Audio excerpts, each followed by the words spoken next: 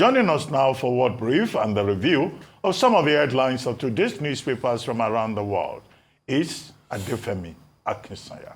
Good morning, Adefemi. Good morning. The host with the most. Hey, it's the host with the to most. see you this morning. We're not sure. Oh, you would have the energy. Neither was I, but we're here. I'm tapping into your energy because I know that you do this and you make it look very easy, but it's not easy being a host. So congratulations to you all. But honestly, what a wonderful night it was. Yes. Excellent night. So proud to be a member of this family. Now, let me tell you what is happening around the world. Let's start in Africa, where Rwandan M23 rebel group has declared the key city of Goma under its control, signaling a major blow to the Congolese army and a serious escalation in the years-long conflict that has seen hundreds of people and millions killed and millions displaced in Eastern Democratic Republic of Congo. Now, this crisis, which reignited in 2022, has displaced millions of civilians in the Eastern DRC. More than 237,000 people were displaced in January alone. Now, M23, or March 23 movement, is one of hundreds of armed groups operating in the Eastern DRC and seeking to control these critical mineral mines. Now, the group is composed of Tutsi fighters and claim to be fighting for the rights of the DRC's minority Tutsi population. Now, the DRC government and the UN accuse Rwanda under President Paul Kagame of supporting M23 with soldiers and weapons in a bid to control the mineral-rich Eastern DRC. Rwanda does deny this charge and accuses the DRC of harboring members of the Democratic Forces for the Liberation of Rwanda, which is an anti-Kagame rebel group that was involved in the 1994 Rwandan genocide. Now, from conflict in Africa to conflict in the Middle East. Meanwhile, Israel says 8 of the remaining 26 hostages due to be released by Hamas during the first phase of the Gaza ceasefire deal are dead. This is according to a list the Palestinian armed group overnight had shared that provided information on the status of the hostages. Now, 7 women have already been freed alive in exchange for more than 290 Palestinian prisoners held in Israeli jails since the ceasefire began on the 19th of January. Now, 3 additional hostages are expected to be released by the group this coming Saturday. And finally, US President Donald Trump's administration has fired more than a dozen Justice Department lawyers who worked on 2 criminal cases against him. They were fired after Acting Attorney General James McHenry concluded that they could not be, quote, trusted to faithfully implement the president's agenda because of their significant role in prosecuting the president. Now, a department official did talk to the media and confirm this. Now, the lawyers were part of former special counsel Jack Smith's team, which investigated Trump's alleged mishandling of classified documents and his alleged attempt to overturn his 2020 election defeat. Now, the firings on Monday are effective immediately. I do have to say that in the run-up to inauguration and immediately after inauguration, there are many people who actively resigned from their positions in the Department of Justice. So it was also interesting to see that those who did not choose to resign were effectively pushed out. Because they knew that Trump was going to politicize the DOJ, which he said he was never going to do. But everybody are now seeing reasons with Joe Biden today why he pardoned Hunter. Very retaliatory, and you see the kind of politics he's playing. Politics of divisiveness, a very vindictive politics, and that's what they're doing, using the Department of Justice to be able to divide people now. You know, and that's why some commentators at some point were saying that, oh, it was even Joe Biden that was slow, that he would have gotten a hard line other than Merrick Garland to lead the Department of Justice to be able to make those prosecutions against Trump. But I don't think any department, especially that of justice, should be politicized in America. As regards M23, I mean, when you go back, yes, M23 started, and M23 was the name March 23 because that was the day that peace was declared between another rebel group and the Congolese government. But all of this also dates back to the initial fight that is going on. And for people that think, oh, America has all the superior power, they have their hands too in the problem of Congo. It is because of America's destabilization of that area. That's why there's a saying that says, where logic ends, Congo begins. And you can see now, because of the splinter group, you know, the minority group, Rwanda is backing the M23. There's a resurgence of violence out there. Tshisekedi is not happy about it. What is he going to do? Uganda is also backing them because And one front, Kagame feels that, oh, what happened to my own people? I don't want it to happen to these people in this area.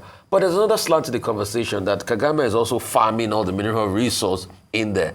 Because mineral resource has always been a bone of contention. When you go back to the 60s, the declaration of the secession of the Katanga region by them Chombe back in the days was because it was an oil-rich region. Mm-hmm.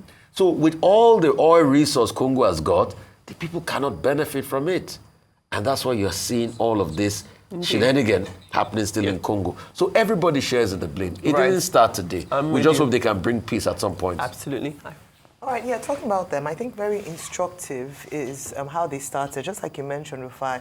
I think there's also the fact about the March 23, 2009 peace deal, not them not reaching an agreement to the peace deal, and the soldiers who reneged, feeling like the government didn't fulfill its part of that peace deal, and so there was mutiny and they broke away. Since then, they've operated mainly in the North Kivu area of Congo, which is a border town between Uganda and Rwanda. Hence, why you would see that influence from Rwanda. Even though, like you mentioned, the Rwandan president Paul Kagame, who has been accused of supporting this rebel group, has consistently said that he's not supporting them. Yes. What's happening now is that the UN Security Council has had to move their meeting up Sunday. They've tried to intervene in the crisis, intervene in the conflict over the years, but now they're really looking to see how they can push back and see how they can bring peace in that region. But I think it's important to even, like what we talked about, the historical, the history behind this group forming, how far they've moved. They were silent for a while, re-emerged again, and then now to see that they're being supported and to see who's really supporting and funding them and find some form of truce, which is what the UN is trying to do, currently. But beyond that, talking about conflict, I'd like to also talk about the 8 people who are said to have been killed from the Israeli side in terms of Hamas. The first phase of the peace deal reached by Hamas and Israel. Mm-hmm. One thing we've talked about since the deal was brokered was the success of the entire 3 phases would be how the first phase would go, the second phase.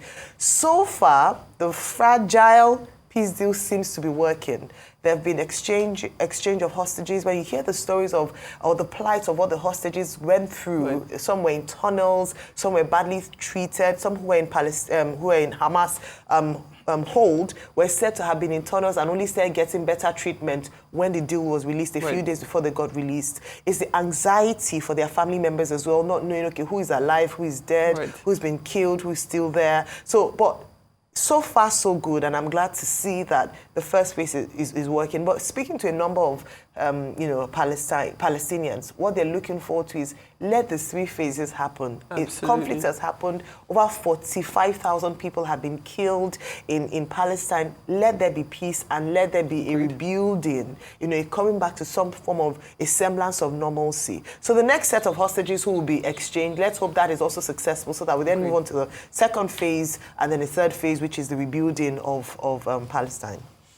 Okay, very quickly. The Great Lakes region had always been a very troubled region. The Great Lakes region will cover Rwanda, Democratic Republic of Congo, Ethiopia, Mozambique, Malawi, all the countries, around that. Burundi is also included. When the fight started in Rwanda, the 1994 genocide between the Tutsis and the Hutus, now that spilled around the region, up to even Burundi, where you have the Hutus the Tutsis in the majority.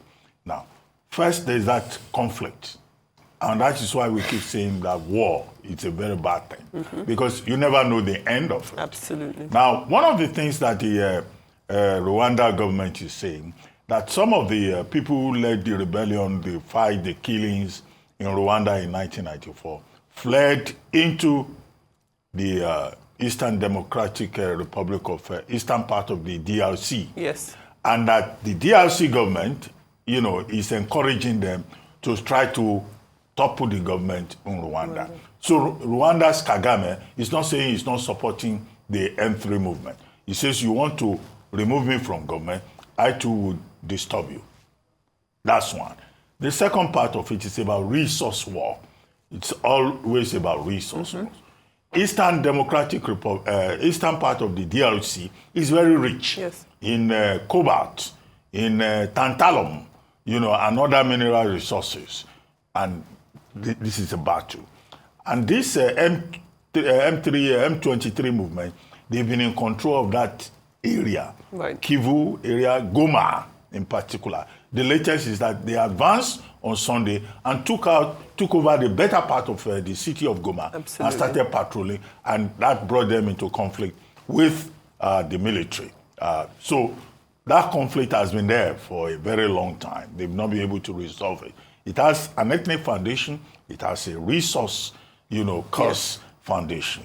Now, what is important is that the East African Council, which is chaired by President William Ruto of Kenya, has called for a meeting on Wednesday. Yes.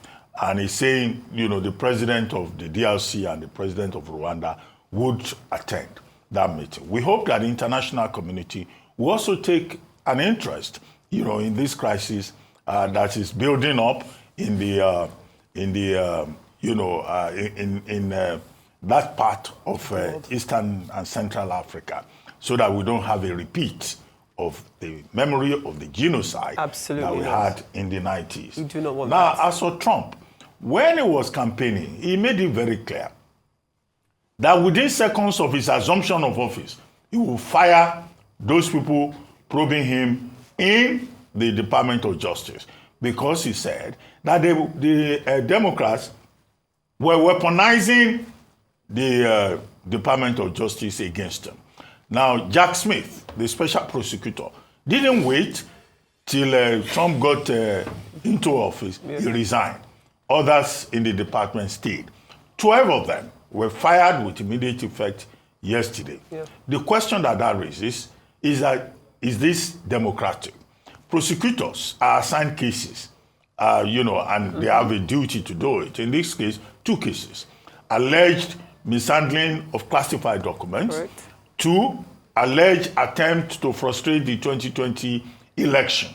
Now, these prosecutors are all going to be turned adrift, because the designated next Attorney General and also Pam Bondi, who is also going to take over the Justice Department, says that they're not sure that this particular set of lawyers would help to promote Trump's agenda. So we go back to Biden. Biden is right then to have said, and also Kamala Harris, because she also made that point, that Trump is coming to seek revenge. And we have seen that very clearly, whether with migration or with tariffs and international trade, or with those he considers his enemies. Finally, as for Gaza and Israel, we just hope that ceasefire deal will not fail. Because the Israelis have put in a clause from the very beginning that if they see any hanky-panky or anything that will provoke them from the part of the Palestinians, the deal will be off. Yes. And that will have dire implications for peace. They will release 3 hostages on Thursday, another 3 on Saturday. But let's see how Israel responds. Absolutely. Well, thank you all for your comments and wonderful analysis. Let's move on to the newspaper headlines across the globe, and we begin in Nigeria with This Day. And This Day dedicates a lot of its front page this morning to the class, the glamour, the grit and resilience celebrated at the This Day Awards, which was, of course, marking its 30th anniversary, and Arise News marking its 12th anniversary. Now, full of wonder from start to finish, and a huge congratulations to all of the winners. And you see the excellent Diana Ross there in those images, as well as the winners for Governor of the Year. Just an excellent night from start to finish. Now, moving on to The Advocate, which is the weekly legal insight into This Day. Ikepo Braithwaite looks at the institutionalization of gross misconduct. Now, an example of which is given in her article is when she asks if the failure to provide adequate security and living conditions and medical facilities for Nigeria should be considered an example of gross institutional misconduct. Moving on to the New Telegraph, and that leads with the Nigeria Extractive Industry Transparency Initiative, disclosing its partnership with the Economic and Financial Crimes Commission to recover approximately $6 billion and another 66 billion naira from industry players in the oil and gas sector. The Daily Trust has former Vice President Atiku Abubakar warning that Nigeria could lose its hard-fought democracy if it continues on the current trajectory. And there's politics on the front page of the Daily Sun as the presidential candidate of the opposition Labour Party in the 2023 general elections, Peter Obi, has dashed the hopes, you can say, of some opposition leaders who were aiming to form a coalition ahead of the 2027 elections. And distancing himself from that move, he said that he's not interested in any type of coalition for power grabbing. The Daily Independent leads with the lingering crisis rocking the People's Democratic Party on Monday, which escalated as members of the National Working Committee again have clashed. Now, you'll remember that the party has been having a running battle. The latest iteration of that battle is the legal tussle over who occupies the position of the party and national secretary, and tensions continue to escalate. And The Guardian this morning takes on relations between the United States and Nigeria. This recent executive order by President Donald Trump halting foreign aid for 90 days and the likelihood of a longer pause in the foreign assistance may cost Nigeria specifically an average of $1 billion in health and other humanitarian interventions yearly if is sustained. And finally, The Punch focuses on Afenifere CAN or CAN among a group of Christian and Muslim leaders Monday earlier this week, clashing over the planned inauguration of the Sharia arbitration panel across southwestern states in Nigeria, that's Ogun, Osun, Ondo, Ekiti, Oyo, and Lagos, by the Supreme Council for Islamic Affairs. Now, this comes as the proponents of the Islamic Code say that there was no going back on their decision to set up the panel to adjudicate and resolve issues among the Southwest Muslim Ummah. Now, to the United Kingdom, and the Daily Telegraph reports that non-crime hate laws are set to be expanded and police should record more non-criminal crimes. This is in addition to what had been the case beforehand, so very interesting times ahead. Okay. Yeah, well, we don't have time for chats today, but in the spirit of celebration, today is the 50th birthday of the governor of Rivers State, Governor Siminalayi Fubara. So happy birthday to him, and Dr. Jack Rich Tain is also celebrating today. So a number of people. So congratulations and happy birthday to all those who are celebrating today. Thank you very much, Adifemi.